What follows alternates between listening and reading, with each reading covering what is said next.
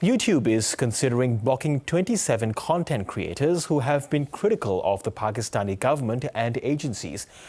That's after the magistrate court in Islamabad said it was seeking the ban, citing producers' provocative and derogatory contents are against state institutions.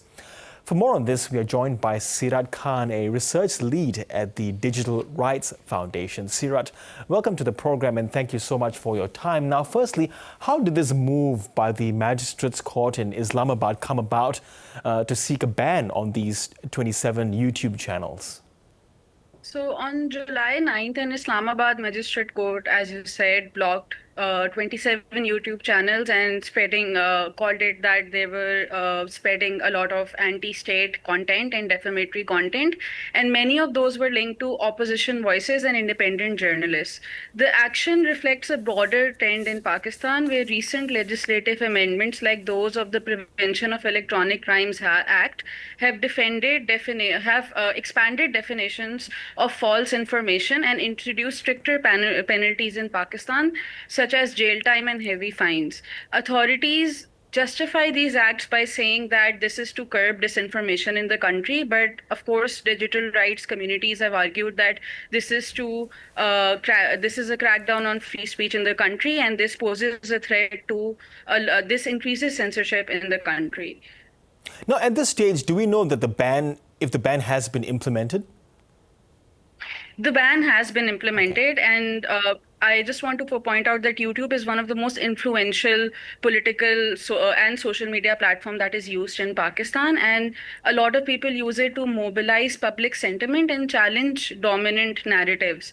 And in this time when this happened, the influence of the platform also means that it is complying with the state and the state policies that have been implemented in the country. So when YouTube was asked to remove this content or restrict the access of the entire channels, their response was to reinforce it and then move the country towards political suppression and not protect digital rights. And even though YouTube has an obligation, because it is a member of the Global Network Initiative, and it has obligations under the UN Guiding Principles on Business and Human Rights, that it needs to assess the requests that are coming in from government through a three-part test, which is looking at it from a legality point of view, looking at it from a necessity point of view, and looking at it from a proportionality point of view.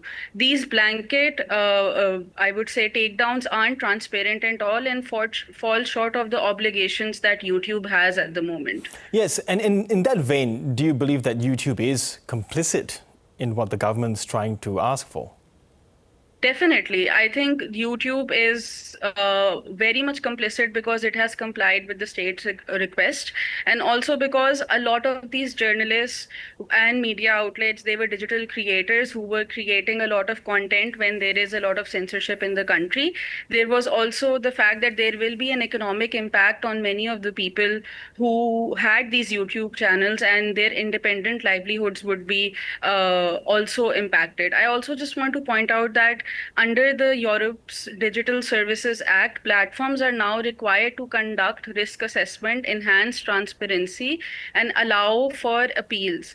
But Pakistan's situation is actually an opportunity for YouTube and other platforms to apply DSA-aligned principles globally, particularly where they know that legal systems are falling short. But we're seeing the opposite when we're seeing that generative AI content, disinformation are being monetized on the platform, and particularly the blanket ban itself is problematic, of course, because there's already problems around free speech and journalist freedom in the country. Yes, Sirat, we've seen a lot of those content creators. They are former journalists who were from the mainstream media who've gone on to publish their own material, but also one of the channels is that of the official Imran Khan party's site as well. So when we are seeing these channels being banned, can the ban be circumvented by way of VPN, for instance?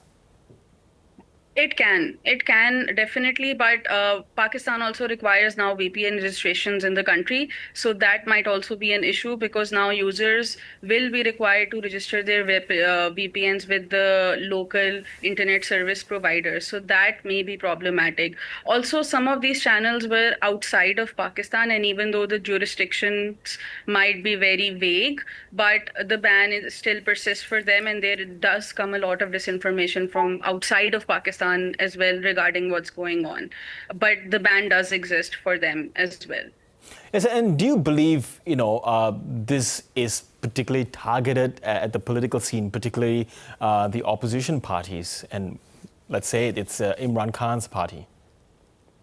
I would say definitely. I think it targets a lot of people who are critical of the state and the policies that it's been adopting, and it counters any opposition that talks about that, and also independent journalists. The list itself also covers political parties like the PTI, but also covers independent journalists who were not affiliated with the party. Yes. And where do you believe the pressure is coming from? I mean, there's the government, but also, the military holds a lot of power in Pakistan. So is pressure coming from multiple fronts for the court to enact this ban?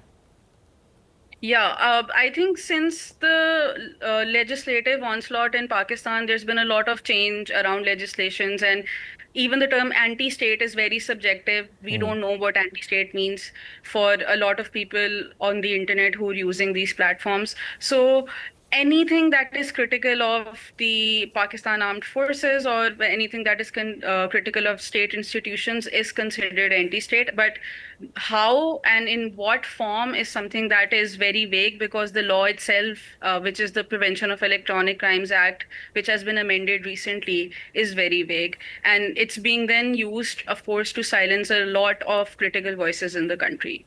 There's a lot of silent voices, and we'll see how this crackdown either sustains or is implemented. Siraj Khan, thank you so much for joining us today. Thank you.